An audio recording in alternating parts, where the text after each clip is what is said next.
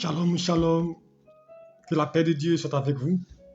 Très heureux de vous retrouver encore en cette soirée bénie de Dieu. Et le Seigneur nous permet de voir encore ce début de semaine. Il nous permet d'être ensemble. Alléluia.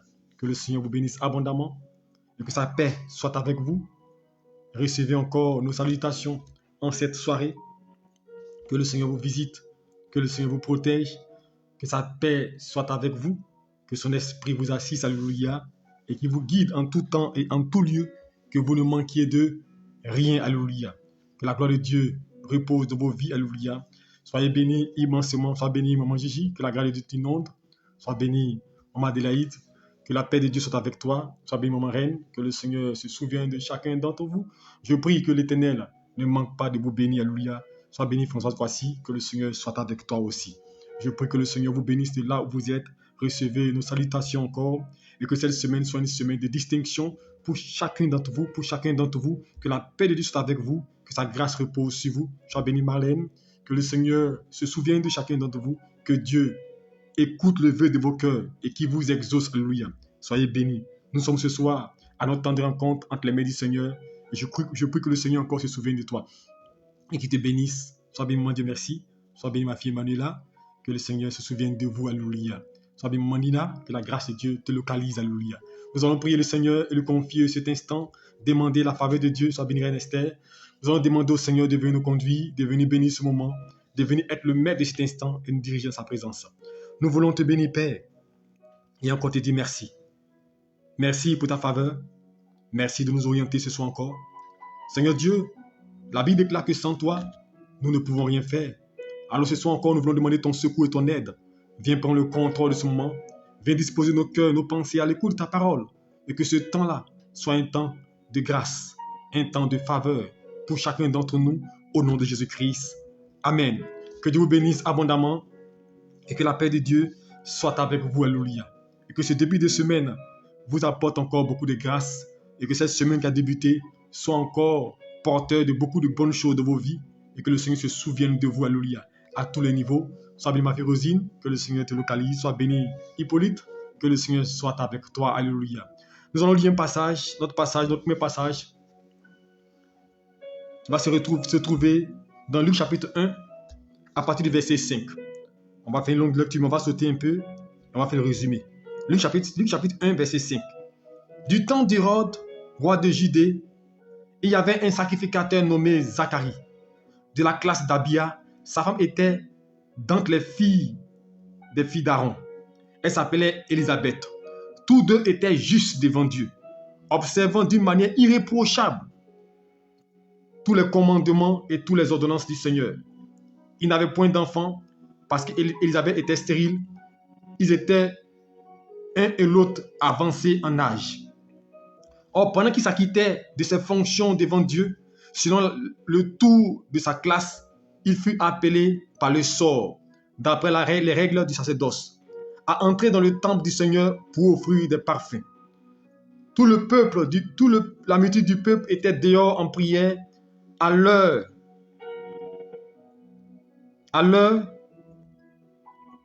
du parfum. Alors un ange du Seigneur apparut à Zacharie et se tint debout à droite de l'autel des parfums. Zacharie fut troublé en le voyant et la frayeur s'empara de lui. Mais l'ange lui dit, ne crains point, Zacharie, car ta prière a été exaucée.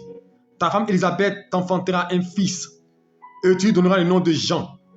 Il sera pour toi un sujet d'allégresse, et plusieurs se réjouiront de sa naissance, car il sera grand devant l'Éternel. Il ne boit ni vin, ni liqueur forte. Il sera rempli du Saint-Esprit dès le sein de sa mère.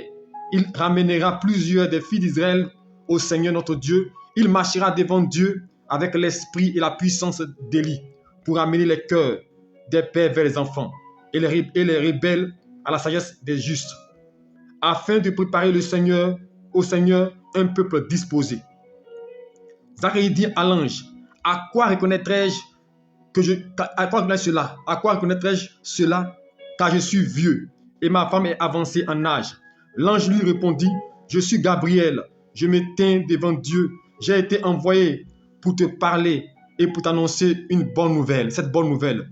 Et voici, tu seras muet, tu ne pourras pas parler jusqu'au jour où ces choses arriveront parce que tu n'as pas cru à mes paroles qui s'accomplissent en leur temps. Alléluia. Que Dieu nous bénisse. Le thème de notre message, alléluia, le thème c'est que ta bouche s'ouvrira quand ton Dieu te visitera. Ta bouche s'ouvrira quand ton Dieu te visitera. Tu me diras, mais prophète, de quoi il s'agit-il ce soir encore? Ta bouche s'ouvrira quand ton Dieu te visitera.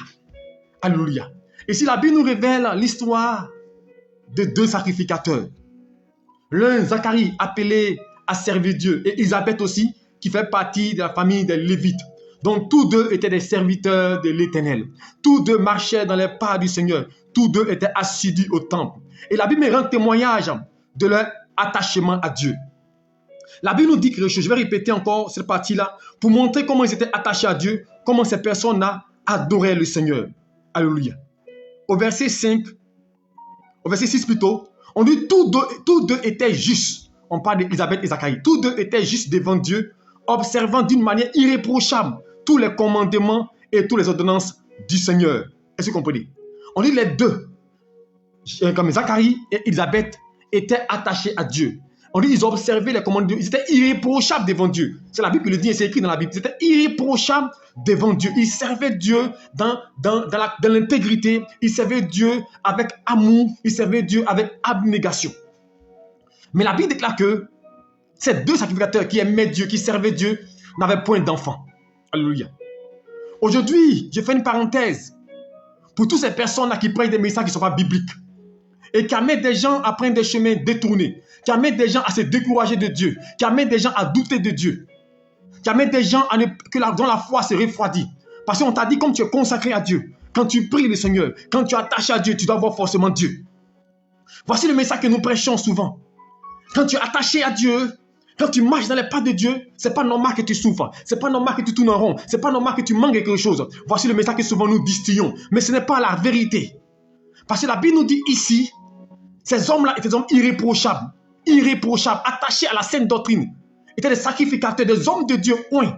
Alléluia. Dont la Bible distingue les attachements, distingue les consécrations, distingue les marches avec Dieu. Et la Bible dit qu'ils étaient irréprochables. Mais malgré leur attachement, malgré qu'ils étaient irréprochables, la Bible déclare qu'ils n'avaient point d'enfants, car Élisabeth était stérile.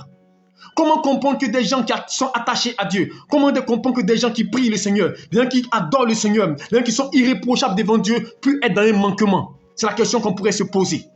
Alors je veux dire à quelqu'un, priez Dieu, cherchez la foi de Dieu, marchez dans les pas de Dieu, être chrétien, être assidu à l'église ne signifie pas que tout sera rose, je le dis toujours. Tu peux être chrétien, tu peux être dans la volonté de Dieu, tu peux marcher dans les pas de Dieu et puis souffrir, avoir des problèmes, être malade, avoir des difficultés. Il faut que tu le saches. Parce que beaucoup de gens sont surpris quand souvent ils vivent des situations. Ils se disent, mais pourquoi je vis cela? Si Dieu est avec moi, parce qu'on leur a dit un message que si tu as Dieu, tu ne dois pas souffrir. Si tu as Dieu, tu ne dois pas tomber malade. Qui a dit ça? C'est écrit où? Tu vas avoir, mais Dieu va te guérir. Tu vas passer par des situations, mais Dieu va te visiter. Et beaucoup de gens, ça les amène à se décourager. Ça les amène à douter de Dieu. À douter de leurs conséquences. Est-ce que moi, je n'ai pas péché? Parce qu'ils se déposent, mais pourquoi depuis je tourne en rond? Ils se posent des questions sur les vies, parce que pour eux, ils ne voient pas de dénouement, ils ne voient pas de miracle. Alors, ils commencent à s'accuser, ils commencent à se condamner. Ils se demandent, mais est-ce que je n'ai pas fait quelque chose de mauvais? Pourquoi telle chose m'arrive? C'est que quelque part, je ne marche pas dans les pas de Dieu. Parce qu'on a prêché un message pour te dire, si tu n'as pas telle chose, si tu n'as pas telle grâce, si tu n'as pas telle bénédiction, c'est que Dieu n'est pas avec toi. C'est que tu as péché contre Dieu. C'est que tu n'es pas dans la voie de Dieu. Mon frère, c'est faux. La Bible déclare, ces hommes-là étaient irréprochables. Donc, ils n'avaient pas de lien. Parce qu'on pourrait expliquer que non. Parce que pour nous, on dit quoi? Certainement, il y a un lien de famille dans ta maison. Il y a les sorciers dans ta maison. On va dire non, il y a des domaines dans ta maison. Donc, c'est pourquoi tu es bloqué. Mais eux, la Bible déclare qu'ils étaient irréprochables. Ils étaient irréprochables. Ils servaient Dieu. Donc, d'ailleurs, irréprochable veut dire qu'il n'y avait rien qui parlait contre eux. Alléluia. Mais malgré cela, ils avaient un besoin. Malgré cela, ils étaient le manquement. Malgré cela, ils manquaient de quelque chose de précieux. Donc, je veux dire à quelqu'un, si tu es dans un manquement, si tu es dans un besoin, ça ne veut pas dire que Dieu n'est pas avec toi. Est-ce que tu m'entends? Ça ne veut pas dire que Dieu n'est pas avec toi. Comme tu n'as pas de mari, tu n'as pas d'enfant, tu n'as pas de travail, tu n'as pas de stabilité, tu as échoué au concours, tu as échoué à telle chose, donc Dieu n'est pas avec toi. C'est ce qu'on va te dire, mais c'est du mensonge. Et si tu m'entends, tu peux avoir Dieu avec toi et passer par ces situations. Tu peux avoir Dieu avec toi et passer par ces difficultés. Tu peux l'avoir. Donc, le vivre ne pas dire que Dieu n'est pas avec toi. Donc, arrête de te condamner, de te juger. Non. Dieu sait ce qu'il fait. C'est pas dire toutes choses concourent au bien de ceux qui aiment Dieu. La seule différence, c'est que dans ces choses-là, Dieu viendra se glorifier. Il viendra se manifester dans ta vie. Alléluia. Alors, je continue une parenthèse. Donc, ces deux personnes intègres, la Bible déclare, ils n'avaient pas d'enfants. Alors qu'ils étaient attachés à Dieu. Ils priaient Dieu. Ils adoraient le Seigneur. Zacharie était un homme oint de Dieu. C'était un sacrificateur. Donc, un sacrificateur. Or, vous savez, pour entrer dans le temple, pour faire le sacrifice, il fallait être distingué. Ce n'est pas tout le monde. Tout le monde était sacrificateur, mais ce n'est pas tout le monde qui avait l'occasion d'entrer dans le temple pour aller faire le sacerdoce, alléluia, pour aller présenter le parfum devant Dieu. Donc, c'était un homme distingué. Mais malgré cela, il avait un manquement. Alors, la Bible dit qu'à un moment donné, il va être choisi pour aller dans le temple. Il va être choisi pour aller parler à Dieu. Il va être choisi pour aller envoyer la prière des enfants de Dieu, qui est le parfum, pour aller invoquer Dieu, pour aller appeler le règne de Dieu, pour aller appeler la faveur de Dieu sur la vie. Et lorsqu'il entre pour prier le Seigneur, lorsqu'il entre pour adorer le Seigneur, lorsqu'il entre avec la prière de tout le peuple, alléluia, et le peuple était dehors, ils attendaient qu'il arrive. Et quand il est rentré, la Bible au verset 11, alors un ange du Seigneur apparut à Zacharie, et c'était debout à droite de l'autel des parfums. Zacharie était troublé quand il a vu l'ange. Il était troublé, alléluia. Mais l'ange lui dit, ne crains point. Zacharie, ta prière a été exaucée. Ta prière a été exaucée. Je veux dire à quelqu'un ce soir, ta prière a été exaucée. Mais je vous dis une chose, l'exaucement est différent de l'accomplissement. J'ai fait cet enseignement, je pense qu'on va revenir dessus bientôt. L'exaucement est différent de l'accomplissement. L'exaucement, il est spirituel. Tout ce que vous demandez au Père en mon nom, croyez que vous l'avez réussi et vous le verrez s'accomplir. Donc, quand tu reçois la parole de Dieu, tu as reçu l'exaucement. L'exaucement. Et donc, il dit, ta prière a été exaucée. Voilà ce que l'ange dit à Zacharie. Ta femme Élisabeth enfantera un fils et tu lui donneras le nom de Jean. Il est encore au futur. Il parle au futur, mais il dit, ta prière a été exaucée. Alléluia. Tu donnes le nom de Jean. Il sera pour toi un sujet d'allégresse et plusieurs se réjouiront, alléluia, de sa naissance. Alléluia. Il marchera avec l'Esprit de Dieu et la puissance d'Élie. Et au verset 18, voilà ce que Zacharie va répondre. Zacharie dit à l'ange, à quoi reconnaîtrai-je cela? Car je suis vieux. Ma femme est avancée en âge. L'ange lui répondit, je suis Gabriel. Je me tiens devant Dieu. J'ai été envoyé pour te parler et pour t'annoncer cette bonne nouvelle. Alléluia. Et voici, tu seras muet. Tu ne pourras pas parler jusqu'au jour où ces choses arriveront. Alléluia. Voilà, voici le cœur de mon message. Il dit, voici, tu seras muet. Alléluia. L'ange dit à Zacharie, Dieu me dit que tu vas avoir un enfant. Ta femme va tomber enceinte. Et il réplique pour dire, mais Seigneur, comment je vais voir, à quel signe je vais comprendre, je vais voir cela? Quels sont les signes qui montrent que ça est réel? Parce que je suis vieux, je suis avancé en âge, ma femme aussi est avancée en âge. Est-ce que c'est possible? Alors l'ange va lui répondre, tu seras muet. Jusqu'au jour où ces choses s'accompliront, alléluia. C'est pourquoi j'ai dit, ta bouche s'ouvrira quand Dieu te visitera. Zacharie avait raison de poser la question à Dieu. Lui, il avait raison. Parce que imaginez-vous, un homme qui est âgé, je prends un âge, peut-être il avait 90 ans, mais 75 ans, 80 ans. Et sa femme avait peut-être 70 ans, 80 ans aussi. Et puis il a un ange qui lui dit, tu vas avoir un enfant. Tu vas avoir un enfant. Alors Zacharie, il doute de cette parole-là. Il ne croit pas parce que son âge est avancé. Il se dit, mais c'est compliqué, alléluia. Zacharie va émettre des doutes. Et l'ange va lui dire, tu seras muet. Mais pourquoi l'ange le rend muet? C'est là la question. Pourquoi l'ange le rend muet? Alléluia. L'ange, c'est un signe, alléluia. Parce qu'imagine que Zacharie sortait de là. Il allait dire, Dieu a dit, mais est-ce que c'est vrai? Il allait peut-être douter de la parole. Ou mais s'il le disait, alléluia, il allait être faible. Vous savez, quand souvent vous êtes dans un manquement, quand souvent vous n'avez rien, quand souvent vous n'avez pas de moyens financiers, vous êtes silencieux, vous ne pouvez pas parler. Être muet, c'est être faible. Être muet, c'est être incapable de dire, incapable d'agir. Zacharie était muet. Il était incapable d'accomplir la prophétie, incapable de voir Dieu agir. Il était incapable. Il ne fait que regarder. Alléluia. Quand souvent, tu es dans une situation, tu n'as pas de travail, qu'on se moque de toi si tu peux parler, tu es muet. Quand souvent, tu es dans un service et qu'on te bafoue parce que tu es la subalterne et le subordonné, tu es muet, tu ne peux pas parler. Qu'on crie sur toi. Quand tu dors au salon, quand tu es servante, tu es muet parce que tu es là, tu ne peux pas parler. Parce que tu es dans une condition de faiblesse. Quand tu es faible, tu ne peux pas parler. Quand les autres parlent, tu te tais parce que tu as un manquement. Quand les gens parlent de leurs enfants, quand les gens parlent de leur famille, tu ne peux pas parler parce que tu es faible. Tu ne peux pas parler. Ta position te rend faible. Ton état te rend faible. Quand les gens parlent de leur villa, quand les gens parlent de leur maison, quand les gens parlent de leur immeuble, tu ne peux pas parler aussi parce que tu es faible, tu es muet.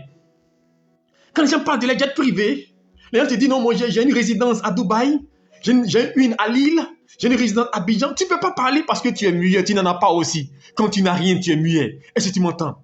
Quand tu n'as rien, tu es muet. Quand tu n'as pas de travail, tu es muet.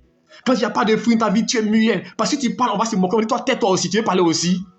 Tu veux parler aussi, toi? On parle de ceux qui ont non. Et puis toi, tu veux parler, il faut te taire là-bas.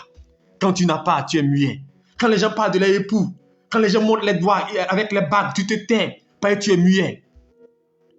Tu es muet. Tu es impuissant devant cela. Tu ne peux pas parler. Parce qu'il n'y a pas de fruits dans ta vie. Quand dans la famille, tu ne travailles pas. Et que le plus petit, c'est lui qui travaille. Quand il vient en réunion, mon frère, c'est lui qui décide là qu'on suit. Tu es muet. Alléluia. Même si tu as une idée contradictoire, tu ne peux pas parler. Tu es muet. Alléluia. Parce que tu es instable. Parce que tu n'as pas les moyens.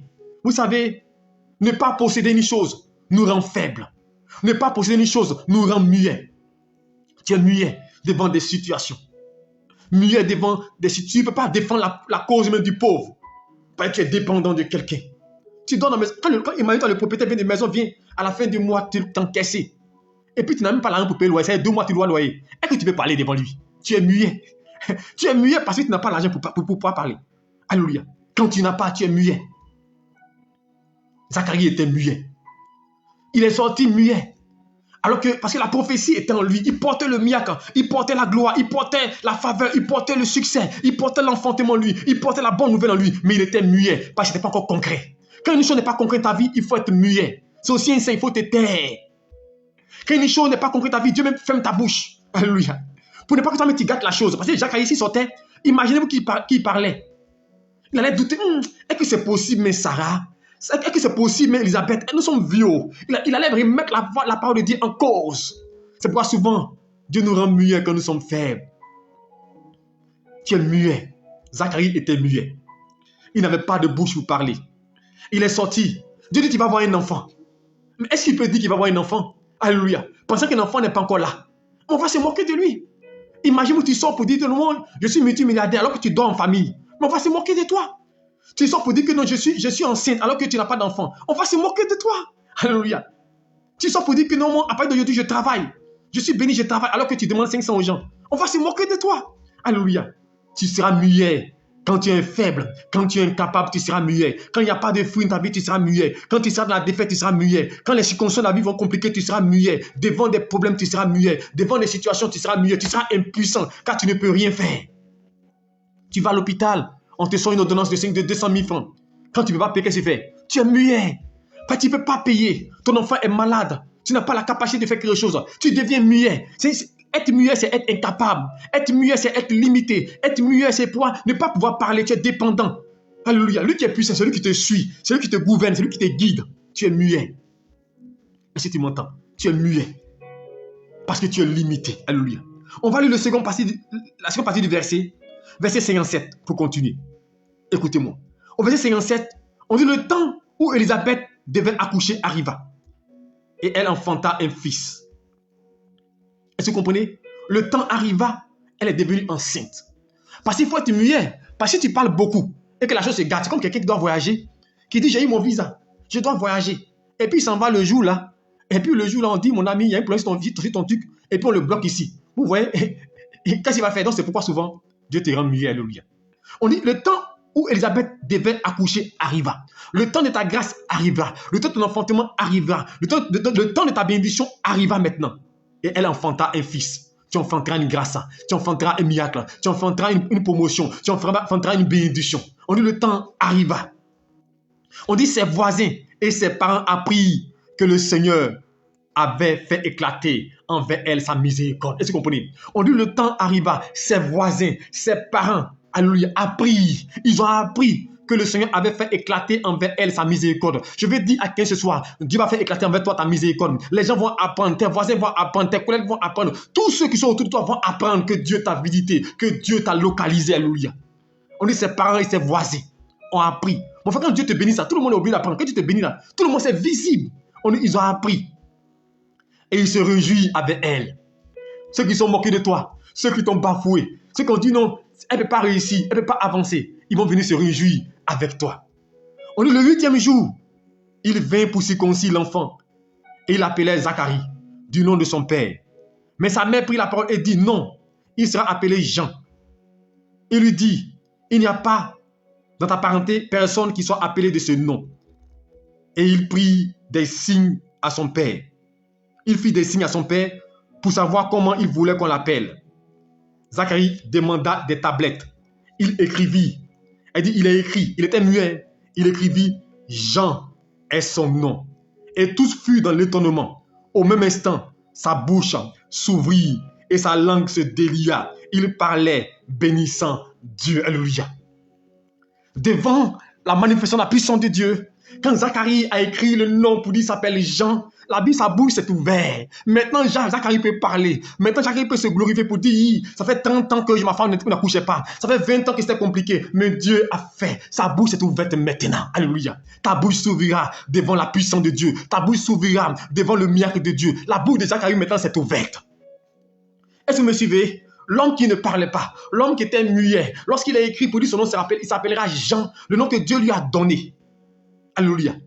Sa bouche s'est ouverte. Sa bouche s'est ouverte. Il était muet, mais le miracle s'est produit devant la grâce de Dieu, devant la faveur de Dieu. Je veux dire à quelqu'un, quand Dieu va commencer à accomplir des grands dans ta vie, ta bouche s'ouvriront. Ceux qui t'ont couru le bec, tu vas ouvrir ta bouche pour les parler. Mais il y a un moment où tu ne peux pas parler. Alléluia. Tu ne peux pas parler parce que tu es faible. Alléluia. Tu es encore subordonné, tu ne peux pas parler. Tu es encore limité. Alléluia. Mais le temps viendra, ta bouche s'ouvrira pour glorifier le Seigneur, pour élever le Seigneur. On va lire par notre passage. L'histoire de Sarah, avant que nous puissions conclure nos messages. Regardez une chose. Lorsque je lisais l'histoire de Sarah, je me suis rappelé que quand Sarah est rentrée dans le temple, lorsqu'elle priait, regardez une chose. Sarah, Anne plutôt, dans 1 Samuel, Anne, lorsqu'elle priait le Seigneur, dans Samuel 1, la Bible dit elle murmurait. Et la Bible nous dit que Élie, le sacrificateur, était assis, il observait. Et quand il a observé, il voit qu'elle ne parlait pas. Il voit qu'elle ne disait rien. Il voit qu'elle est dans la présence du Seigneur, elle ne parle pas. Donc il s'est dit, mais elle est saoulée. Alléluia. Parce que quand on vient dans la présence du Seigneur, on vient pour s'exprimer. On vient pour donner son sujet. On vient pour... Mais elle est arrivée là, Anne, mais elle ne parlait pas. Alors il l'observait. Mais Anne ne parlait pas parce qu'elle était muette. Son problème l'avait accablé. Son problème avait pris le dessus. Quand vous entrez dans la présence du Seigneur, souvent, vous n'avez pas de mots à cause de ce que vous vivez. Vous n'avez pas de mots à cause de l'ampleur de vos problèmes, l'ampleur de la difficulté. Vous n'avez pas de mots parce que la situation est compliquée. Vous avez tellement prié, tellement fait tout type de prière. Vous êtes tout type de jeûne que maintenant, mais les mots vous manquent. Vous avez prié, jeûné, vous avez intercédé, vous avez crié à Dieu. Et maintenant, vous n'avez plus de mots. Quand vous n'avez plus de mots, ne parlez plus. Restez muet devant Dieu. Et ce qu'Anne a fait, elle partait chaque fois devant le temple pour invoquer Dieu. Seigneur, je veux un enfant. Je veux. Mais cette fois-ci, elle n'a pas parlé. Elle est restée muette, silencieuse devant Dieu. Souvent, il faut rester silencieux devant Dieu. Car la Bible déclare, il est bon d'attendre en silence le secours de l'Éternel. Il est bon d'attendre en silence le secours de l'Éternel. En silence, elle est restée silencieuse, muette devant l'Éternel. Et Élie la regardait. Mais dans son cœur, elle priait. Vous savez, quand vous avez un poids sur le cœur, je vous donne la méthode de prière. Quand votre douleur est forte, ne parlez pas, laissez votre cœur s'exprimer devant Dieu. C'est ça la prière de l'âme. La prière de l'âme, c'est celle qui touche Dieu. Elle vient du fond de ton cœur. Tu révèles ce que tu es. Tu dis à Dieu ce qui est dans ton cœur. Ton âme se répand devant Dieu. C'est la Bible déclare, avant que vous ayez ouvert la bouche, je connaissais vos sujets. Je vous ai déjà exaucé. Laisse ton âme se répandre devant Dieu. Est-ce qu'Anne a fait? Elle n'a pas parlé. Elle n'a pas bavardé. Elle n'a pas cherché à faire des tournures avec Dieu. Elle n'a pas cherché à se lamenter devant Dieu. Mais elle a fait silence. Dans son cœur, elle a imploré Dieu. Dans son cœur, elle a imploré la faveur de l'Éternel. Elle est restée muette devant l'Éternel. Parce que sa situation était trop difficile. Et la Bible nous dit, elle va dire au sacrificateur, dans son cœur d'abord. Seigneur, si tu me donnes un enfant mâle, je te le consacrerai. Et l'homme de Dieu va lui donner cette prophétie que tu auras un enfant. Mais quand elle est quittée de là, est-ce que vous pensez qu'elle peut parler devant Pélénia pour dire non, Dieu m'a dit qu'il y avait un enfant? Non. Elle s'est tue. Elle est restée sereine. Elle est restée calme, silencieuse pendant 9 mois. Elle a porté une grossesse. Parce que la grossesse peut ne pas aller à terme. Elle s'est tue, alléluia. Et quand elle a accouché, alléluia, quand elle a accouché l'enfant, quand elle a accouché le miracle, quand Dieu l'a visité, quand l'enfant est venu au monde, voici ce qu'il a Bible nous dit au verset chapitre 2 d'un Samuel. Écoutez bien. Quand elle a accouché, alléluia, elle est partie maintenant devant Dieu. Sa bouche maintenant va s'ouvrir. Mon frère, elle va dire, 1 Samuel chapitre 2 verset 1. Anne pria et dit, mon cœur se réjouit en l'Éternel. Ma force a été révélée par l'Éternel. Ma bouche s'est ouverte contre mes ennemis, car je me réjouis à ton secours. Ma bouche s'est ouverte. La bouche de Anne maintenant s'est ouverte. Ceux qui sont moqués d'elle, avant elle ne parlait pas. Avant elle ne pouvait pas parler parce qu'elle n'avait pas d'enfant. Avant Péna se moquait d'elle. Avant on se moquait d'Anne. Tu es dans le cimetière. Depuis tu es marié, il n'y a pas d'enfant. Tu es la bien-aimée, mais on ne voit rien. Depuis tu vas aller, il n'y a pas de travail, il n'y a pas de mari. On se moquait d'elle. Mais Anne dit, ma bouche s'est ouverte contre mes ennemis, comme c'est mes détracteurs. Ceux qui pensaient que je serais derrière, ma bouche est ouverte devant eux. Parce que mon miracle est visible. Parce que ma grâce est visible. Elle est palpable. Devant le miracle de Dieu, tu vas parler. Devant la grâce de Dieu, ta bouche va s'ouvrir. Pour le moment, garde le silence. Garde le silence pour le moment. Tu ne peux pas parler. Mais le temps viendra. Tu parleras. Parce que la délivrance arrive à toi. La faveur arrive à toi. Le miracle arrive à toi. Quand le miracle arrivera, ta bouche s'ouvrira pour glorifier le Seigneur. Ta bouche s'ouvrira pour chanter les merveilles de Dieu. Anne a commencé à chanter les merveilles de Dieu. Elle dit, nul n'est comme toi, Éternel. Il n'y a point d'autre Dieu comme toi. Il n'y a point de rocher comme toi. Alléluia. Elle dit, ne parle plus avec tant d'auteur. Que l'arrogance ne sorte plus de votre bouche, car l'Éternel est Dieu, qui soit tout, qui est tout, qui sait tout, qui manifeste tout. Alléluia. Anne a ouvert la bouche. Elle a commencé à parler. Elle a commencé à adorer. Elle a commencé à célébrer. Sa bouche est ouverte. Vous savez, souvent, il y a des prières que nous faisons qu'on appelle des prières hypocrites. Que moi j'appelle des prières hypocrites. Au fond de ton âme, tu n'es pas content. Tu sais que tu n'es pas heureux. Et puis tu dis, Seigneur, merci, je te bénis. Je suis heureux. Tu te mens toi-même. Parce que Dieu connaît ton cœur. Alléluia. C'est pourquoi il y a des moments, il faut faire silence. Silence devant Dieu. Il faut rester muet, comme Zacharie, comme Anne. Elle est restée silencieuse. Elle est restée muette jusqu'au jour où l'enfant va naître, jusqu'au jour où la gloire sera visible, jusqu'au jour où Dieu la visitera. C'est même pareil pour Zacharie et Élisabeth. Zacharie, sa bouche est ouverte. Dieu a enlevé, sa langue s'est déliée. Le jour où l'enfant est né, il s'appellera Jean. Ce soir, je veux dire à une personne qui est silencieuse, une personne qui n'a pas de mots, car l'échec ne fait que se multiplier dans sa vie. Une personne qui n'a même pas payé son loyer. Une personne qui soit encore chez les parents. Une personne qui n'est pas encore mariée. Et l'on pense cela pour te moquer de toi. Mais tu as âgé, il n'y a pas de mari. Une personne qui n'a pas de travail et on se moque de toi. Une personne qui va à l'église, qui prie Dieu, qui est attachée à Dieu, puis on dit, mais tu vas à l'église, puis on ne voit rien. On se moque de toi. On rit de toi. Quand tu passes, on dit, tu vois celle-là, ça fait 10 ans à l'église. Tu vois celle-là, elle prophétise. Tu vois celle-là, elle fait offrande, elle fait dîme, elle perd son temps à l'église. On se moque de toi. Tu es le sujet de causerie. Tout c'est elle qui échoue. Tout c'est elle, on fait, donc tu prends la laisse. Tout c'est elle qui, quand elle travaille, puis elle perd. On se moque de toi. Tout c'est elle qui arrive à tel niveau, puis elle échoue au bout du miracle. Il se moque de toi. Mais tu ne peux pas parler parce que tu n'as pas de mots. Parce que ce qu'ils expliquent est la réalité. Tu es faible. Ce qui est visible, c'est que tu n'as pas les moyens. Ce qui est réel, c'est que tu es limité. Ce qui est réel, c'est que tu n'as pas ce qu'il faut. Donc tu es assis là, silencieux, tu écoutes. Tu ne dis rien. Dans ton cœur, tu fais comme Anne. Tu fais comme Zacharie. Il te rend muet. Parce que tu dis, donne-moi un signe. Parce que tu ne crois pas, donne-moi un signe. Et Dieu oblige te rendre muet. Pour ne pas que tu sois un frein à sa bénédiction. Pour que le jour vienne, le temps arrive où le miracle s'accomplisse. Et quand le miracle s'accomplit, quand le miracle devient concret, là tu ouvres la bouche pour dire, Jean est son nom. Pour dire, le travail là c'est moi. Pour dire, c'est moi qui suis là. Pour dire, c'est moi que Dieu a béni. Pour dire, non, c'est ma maison. Pour dire, non, c'est mon affaire. Pour dire, non, c'est mon mari. Pour dire, non, ce sont mes enfants. Parce qu'on dit, les voisins me sont venus. Les voisins, les parents sont venus pour assister à ce que Dieu avait fait. Alors ne te décourage pas. Ta bouche s'ouvrira. Ta bouche s'ouvrira. Anne dit, ma bouche est ouverte contre mes ennemis. contre mes ennemis. Alléluia. Mais pourquoi elle dit cela? Car ses ennemis l'ont traité de tout son de nom. Ils ont dit, mais tu pries. Sinon, depuis longtemps, tu es marié. Depuis longtemps, tu cherches Dieu. Depuis longtemps, il n'y a rien dans ta vie. Mais ce jour-là, sa bouche est ouverte contre ses ennemis. Je veux dire à quelqu'un, ta bouche s'ouvrira parce que Dieu ne te laissera pas tomber. Ta bouche s'ouvrira car Dieu te visitera. Ta bouche s'ouvrira parce que le miracle de Dieu se manifestera. Ta bouche s'ouvrira car là où tu es bloqué, Dieu interviendra. Ta bouche s'ouvrira devant le miracle de Dieu.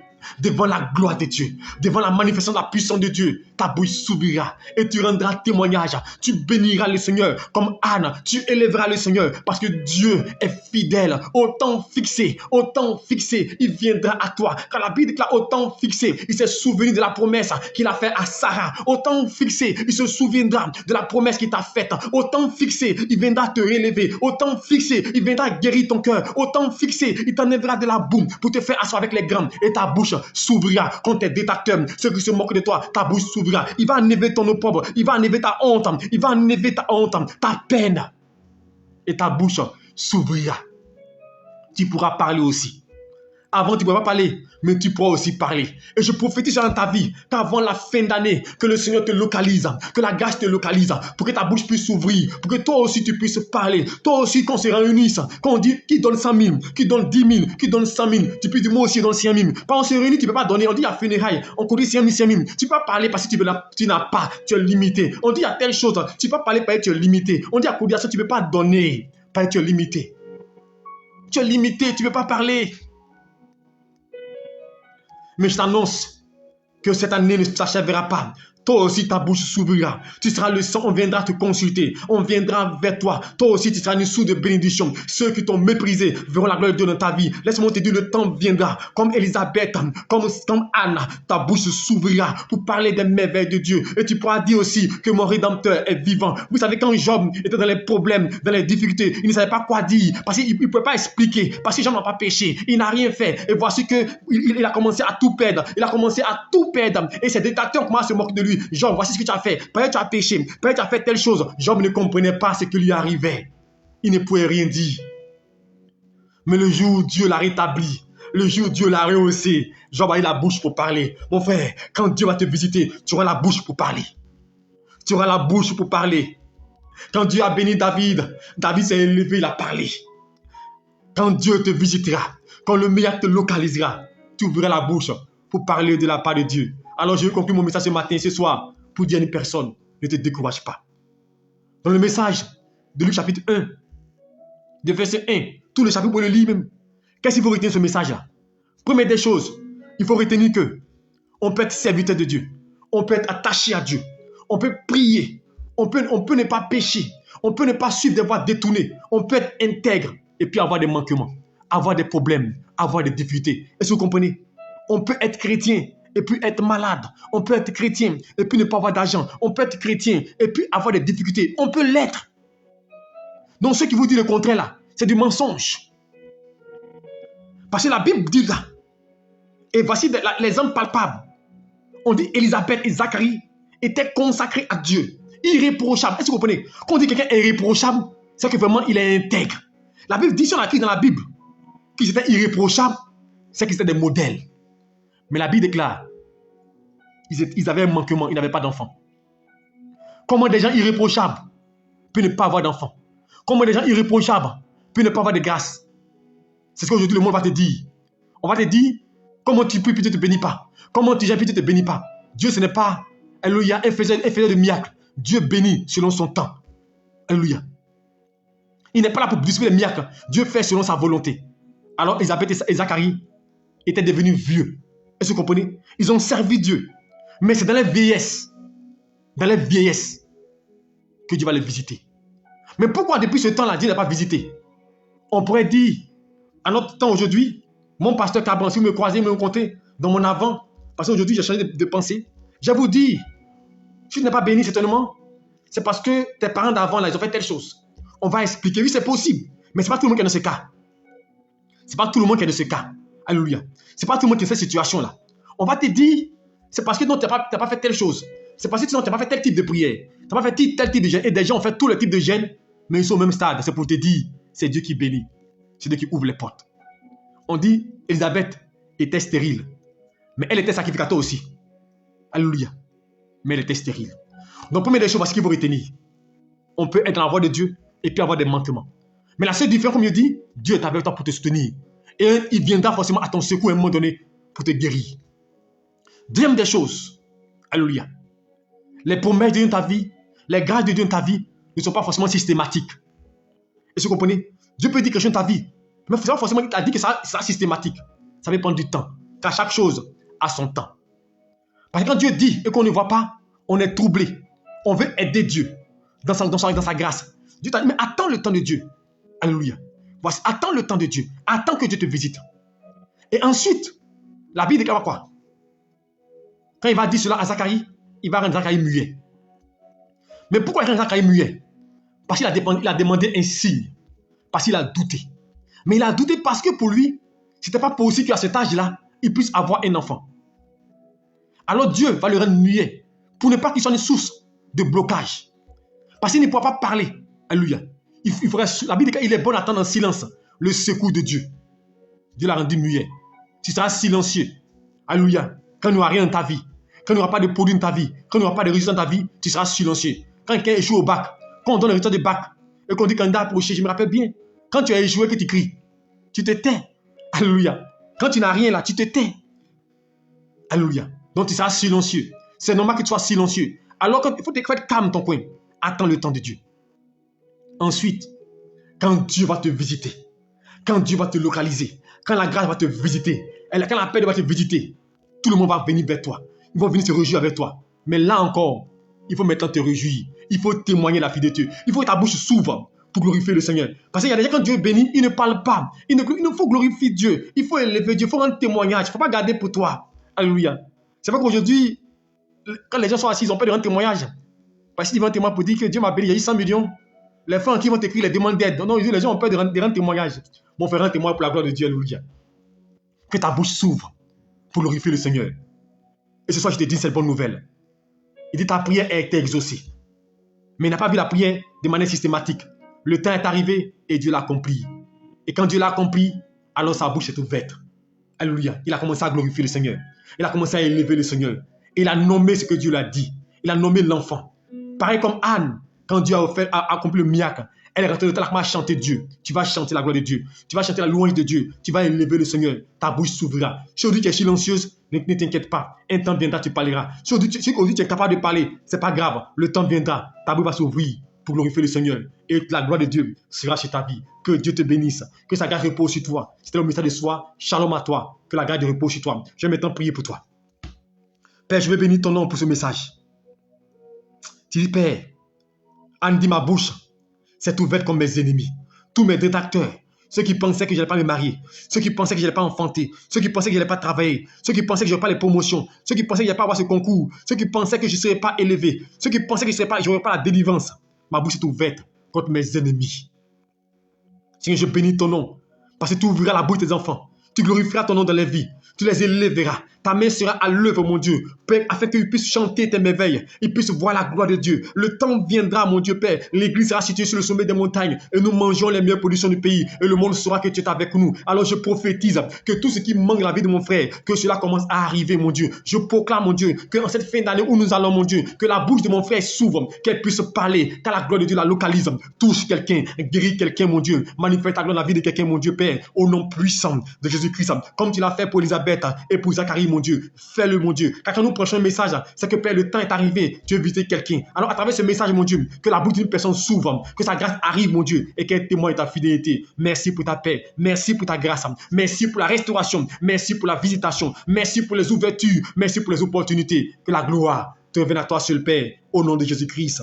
Amen. Que Dieu te bénisse et que ta grâce repose sur toi et que ta bouche s'ouvre. Alléluia. Devant la grâce de Dieu, devant le miracle de Dieu, que je témoigne que Dieu est Dieu. Et je sais qu'il le fera. Je sais qu'il accomplira. Car la Bible déclare, si nous sommes infidèles, lui, il demeure fidèle. Shalom à vous tous. Je vous souhaite une bonne nuit sous la puissance du Saint-Esprit. Et que la paix de Dieu vous accompagne, qui vous guide, qui vous clôture et que vous ne manquiez de rien. Demain, 5h30, nous nous retrouvons pour prière matinale. Soyez bénis et à demain encore. Venez encore pour notre enseignement. Shalom à vous et bonne nuit à vous tous.